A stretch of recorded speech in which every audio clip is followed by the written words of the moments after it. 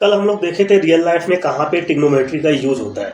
आज हम लोग देखेंगे ट्रिग्नोमेट्री में जो sine theta, cos theta, tan theta, cosec theta, sec theta और कॉट थीटा का वैल्यू क्या होता है। ये मैंने स्क्रीन पे दिख रहा है आपको वैल्यू, वो वैल्यू आपको दिया हुआ है। साइन 0 का वैल्यू क्या होगा, साइन 30 का क्या होगा, वैल्यू दिया ना। साइन 45 का क्या होगा, साइन 60 का क्या होगा, साइन 90 का क्या होगा। तो हमें सिर्फ साइन थीटा और टैन थीटा का याद करेंगे ना तो मेरा सारा याद हो जाएगा, क्योंकि साइन थीटा का जो वैल्यू होता है ना 0 से 90 तक, कॉस का जस्ट अपोजिट हो जाता है। जो साइन 0 का वैल्यू होता है वो कॉस 90 का हो जाता है। वैसे ही साइन 30 का जो वैल्यू होगा वो कॉस 60 का वैल्यू हो जाएगा, कॉस 60 का हो जाएगा। वैसे ही साइन 45 होगा तो साइन 45 पे क्या होगा ना, हम लोग का साइन थीटा और कॉस थीटा का दोनों का वैल्यू सेम होगा, बट कॉस 60 का क्या होगा, साइन 30 के बराबर हो जाएगा। और कॉस 90 डिग्री का वैल्यू जो है साइन 0 के वैल्यू के बराबर होगा। तो समझ गए, ये जब इसका अपोजिट हो जाएगा कि ये साइन का जो वैल्यू 0 का था वो हमारा कॉस 90 का हो जाएगा। टैन थीटा का आपको याद करना पड़ेगा। और ये तीनों कुछ नहीं है, तीनों का क्या है मैं बताता हूँ आपको कि देख कॉसेक थीटा क्या होता है। कॉसेक थीटा जो होता है 1 साइन थीटा होता है, ठीक है। और सेक थीटा क्या होता है, सेक थीटा होता है 1 कॉस थीटा।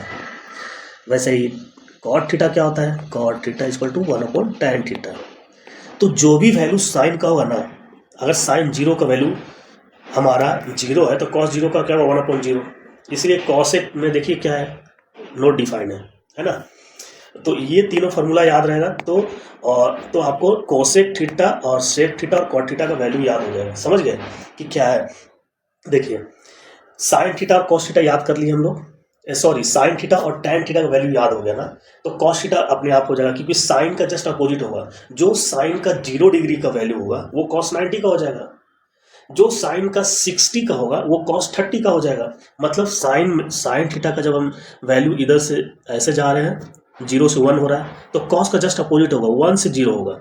इधर से 0 से 1 होगा, बट ये इधर से 1 से 0 हो जाएगा।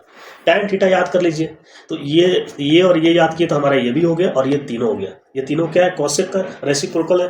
Cosec theta equal to 1 sine theta होता है, और sec theta equal to 1 cos theta होता है, और cot theta equal to 1 tan theta होता है। तो ये हमें पूरा टेबल याद हो जाएगा।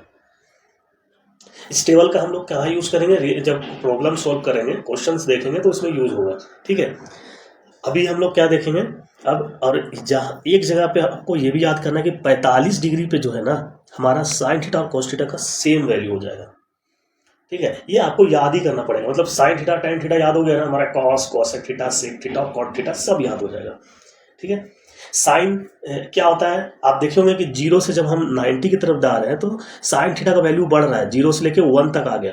और कॉस थीटा का जस्ट अपोजिट हो गया, 0 से 90 जा रहे हैं तो घट रहा है, 1 से 0 हो गया, ठीक है। ये हो गया।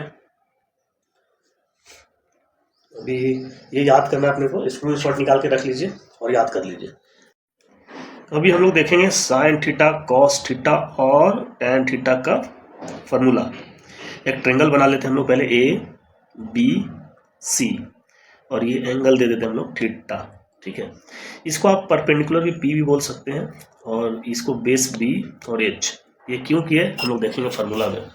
तो साइन थीटा, फिर क्या है कॉस थीटा और टैन थीटा, ये तीनों का फार्मूला हम लोग निकालेंगे ना तो मेरा कॉसेक, सेक और कॉट का भी निकल जाएगा, ठीक है। तो पहले ये तीनों का फार्मूला देख लेते हैं कि क्या होता है साइन थीटा का फार्मूला। राइट एंगल ट्रायंगल है, ठीक है। तो हम लोग क्या करेंगे अभी, इसको साइन थीटा होता है BC divide by AC। Cos theta क्या होगा, कॉस थीटा हो जाएगा AB divide by AC। Tan theta क्या होता है, टैन थीटा का मतलब हो गया BC और डिवाइड बाई AB, ठीक है। ये फार्मूला होता है। ये तीनों फार्मूला हम लोग निकाल लिए ना, ये तीनों फार्मूला का निकल गया हम लोग को। तो हम लोग तीनों जो बचा है कॉसेक थीटा और सेक थीटा और कॉट थीटा, उसको निकल जाएगा, ठीक है।